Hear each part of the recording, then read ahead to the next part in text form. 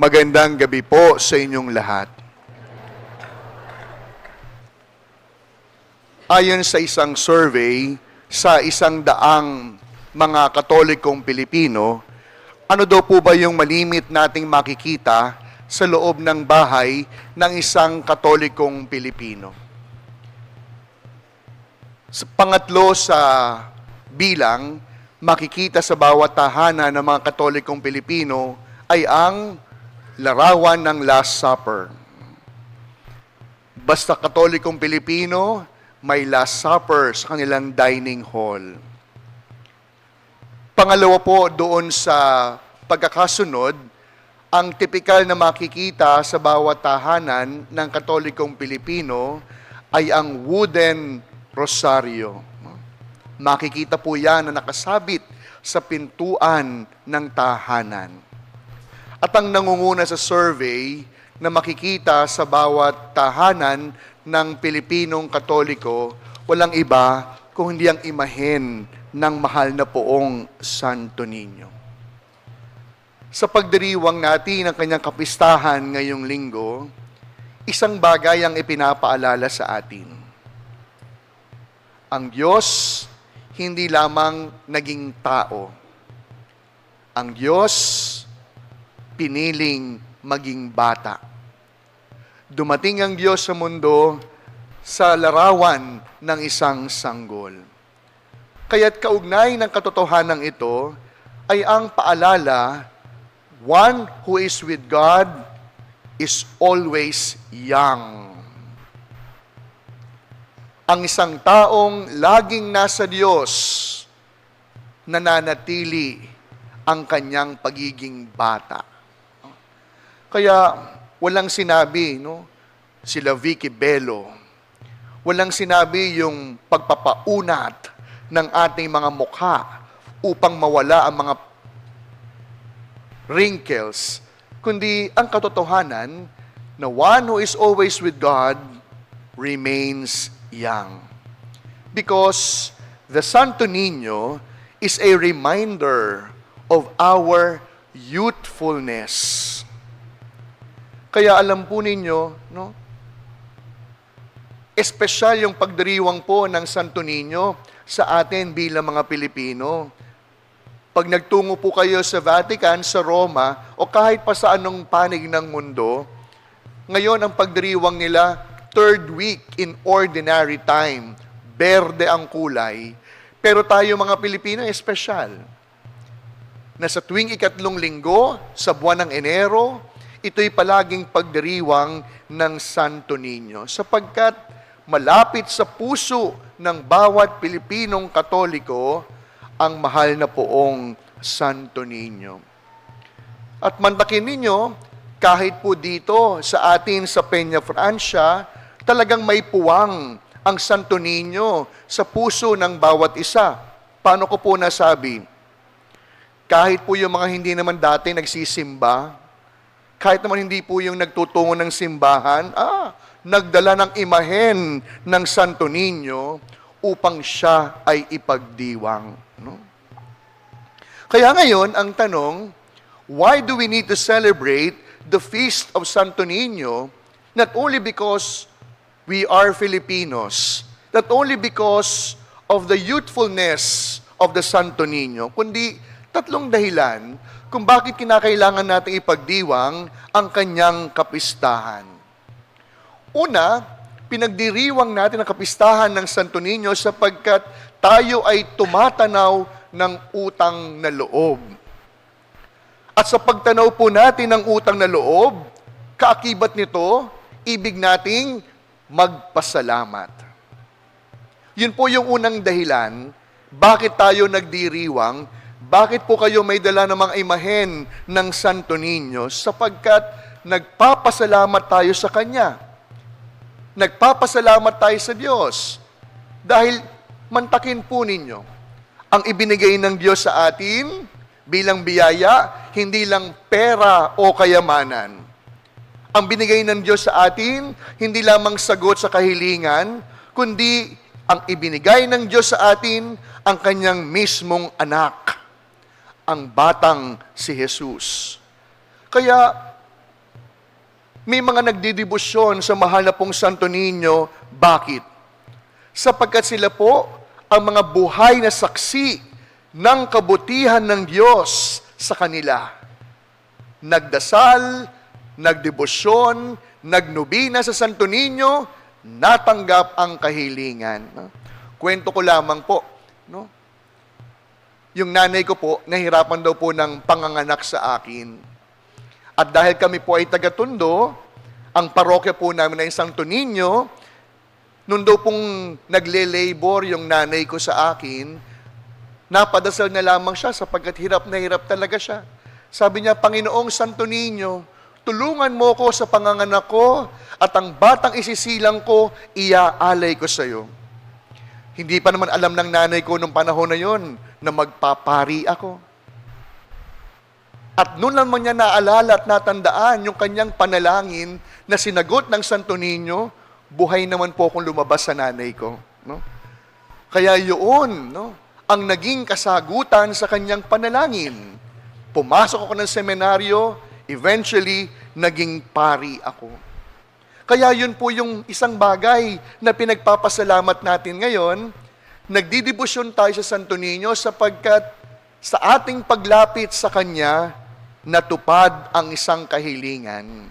Sa ating debosyon sa Batang Diyos, nagkaroon tayo ng kasagutan sa ating mga kahilingan.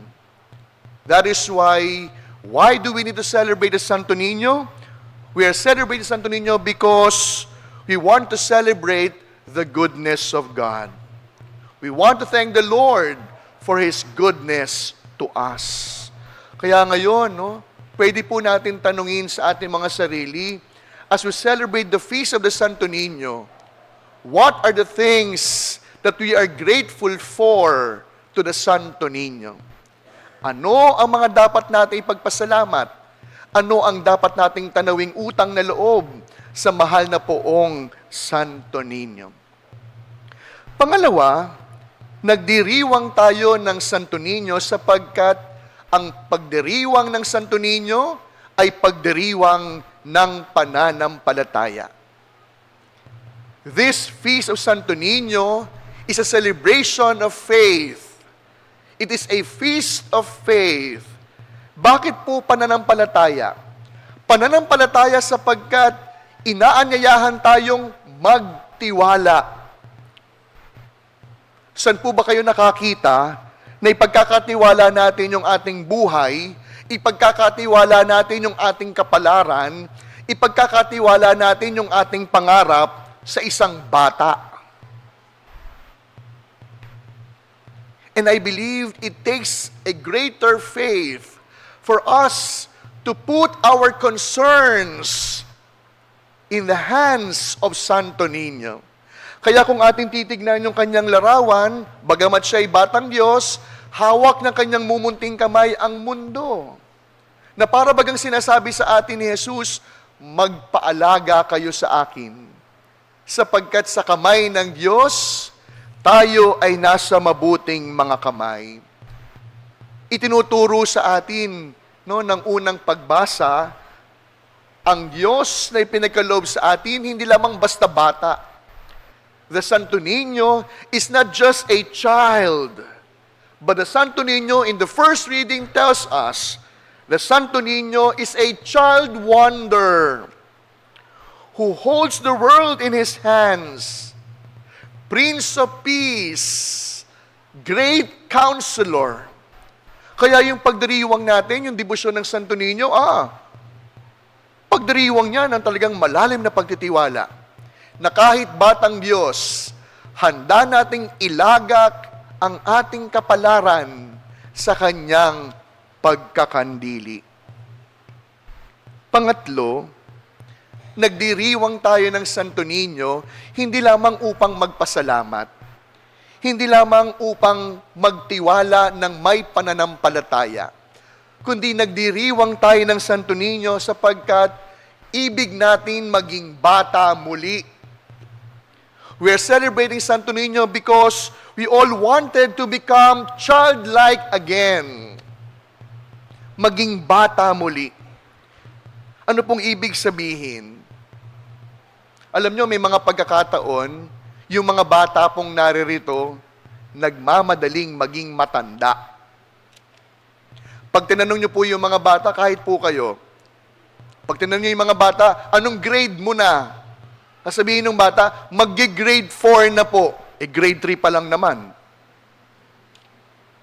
Pag tinanong mo yung mga bata, ilang taon ka na? Magte-10 na po. 9 pa lang naman.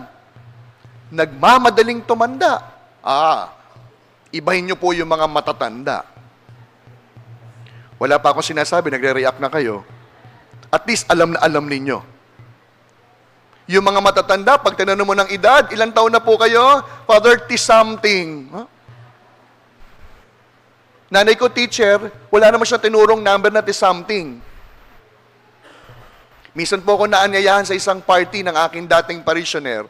Nandun siya sa pintuan ng venue ng party. Sabi ko sa kanya, sister, ilang taon na po kayo?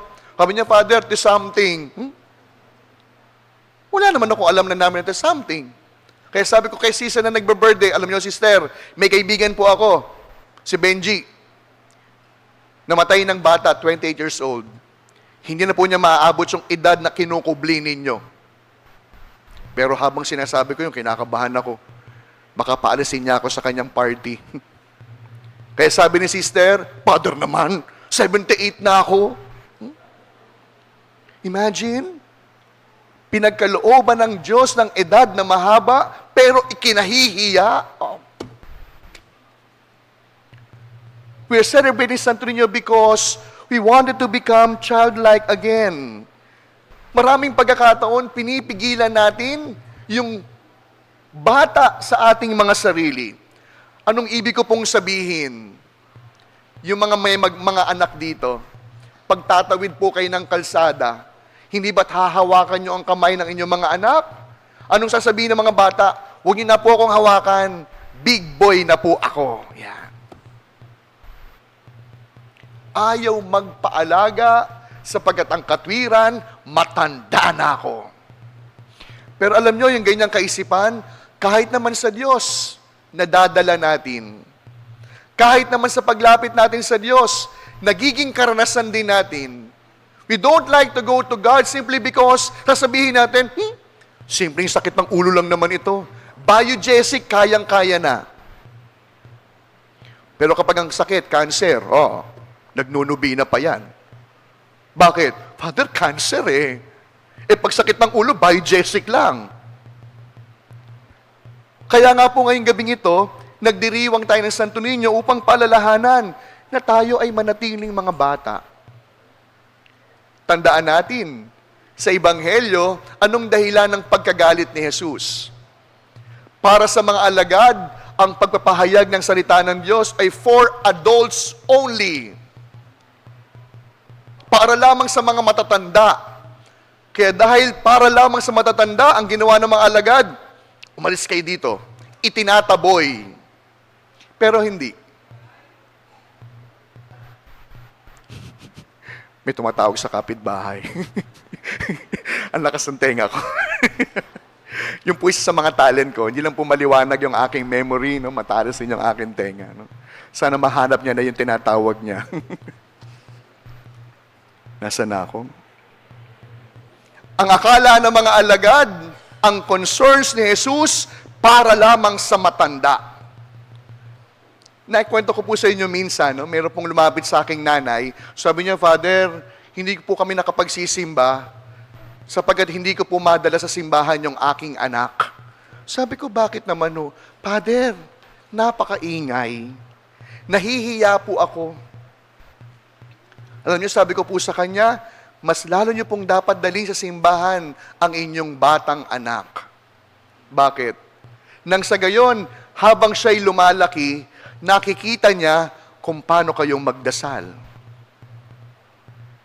Sa kanyang paglaki, matutuhan niya, ang aking palang mga magulang nagsisimba.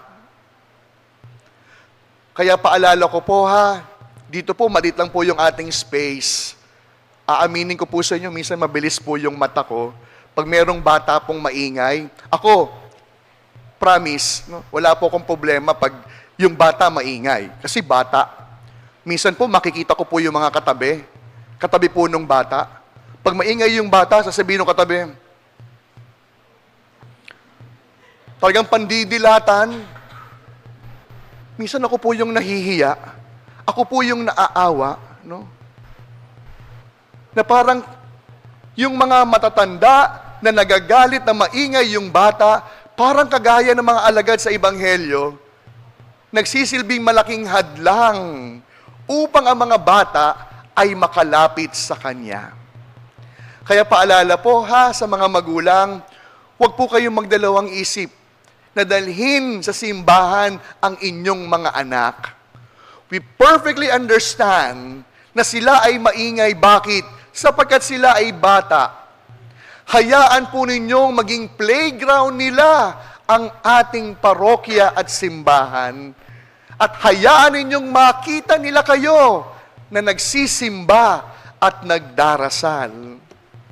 Paalala ko naman po sa mga matatanda na maiingayan sa mga bata, huwag nyo naman pandilatan yung mga magulang.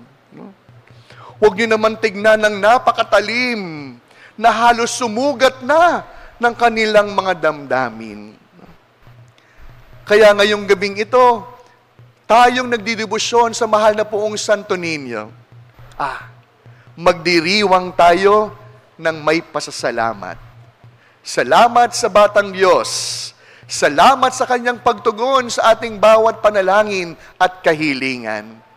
Pangalawa, ipagdiriwang natin ang Santo Niño ng may pananampalataya, na handa nating ipagkatiwala ang ating buhay, kapalaran at sarili sa kamay ng batang si Jesus. At panghuli, magdiriwang tayo ng Santo Niño upang manumbalik ang bata sa atin. Ang bata na handang magpaalaga. Ang bata na handang matuto, hindi lamang sa matatanda, kundi handang lumapit at matuto sa pagkakandili ng ating Panginoon. Kaya sa pagpapatuloy po ng ating pagdiriwang, mamaya't inaanyayahan ko po kayo, pagkatapos ng misa, may maikli tayong posisyon. Sa ating pagsama po sa posisyon, ipagdasal po natin ang mga kabataan sa ating parokya. Ipagdasal po natin ang bawat bata sa inyong mga tahanan, ang mga bata sa bawat pamilya.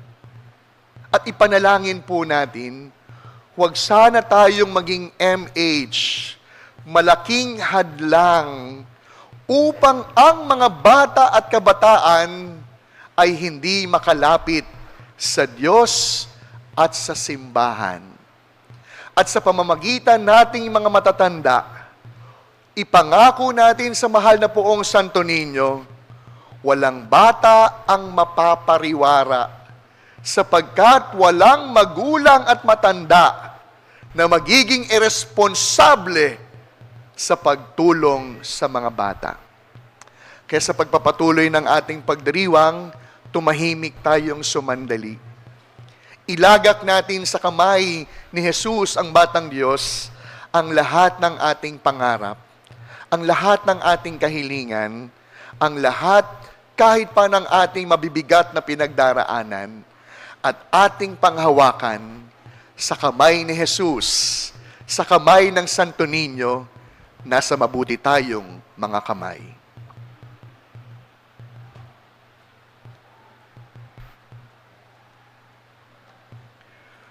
Amen.